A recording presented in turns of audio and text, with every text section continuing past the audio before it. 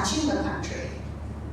That it was in the United States I first, took buses and, ate off the street. You were just a normal person. Yeah. Which is a extraordinary tragedy, isn't it? Yeah. Okay, fast forward 18 years, and do we have some good news? The loneliness of Sunny and Sonia? Yeah, thank you. This is also why I'm happily traveling again, because I finally have finished a book that I've been working on for so long. It was quite a struggle of a book. And I know I'm not allowed to ask guests to read, but can we have a short passage from this new book, since it's a world premiere, or it's Sri Lankan premiere anyway, it's our world premiere. Thank you, yeah, I'd love to read.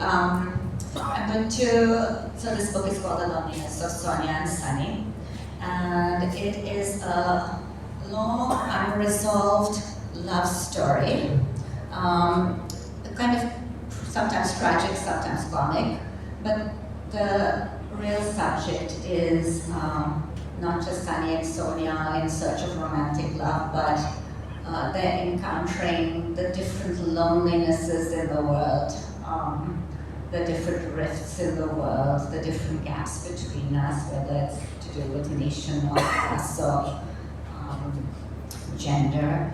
But I'm going to read what I always go back to, which is, I think for every author, the history we know goes back to our grandparents, and that's, so it's that, even with, I think, Inheritance of Loss, I go back to that scene of my grandparents sitting on a veranda in the town of Allahabad, and this is the death of the grandmother in the book. Ban, her husband, Dadaji, is reacting to. Here we go.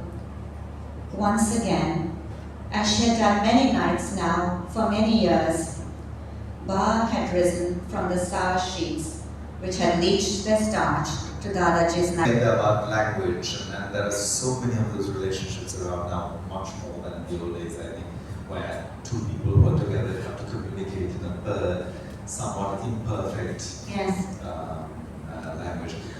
We're running out of time, so questions. Is there a mic? Loss, and a lot of your novels, you explore the themes of identity a lot, with people immigrating, with even the identity of a country, and I feel like often a name has a lot to do with an identity. So how did you choose names of your characters and link them to their identities?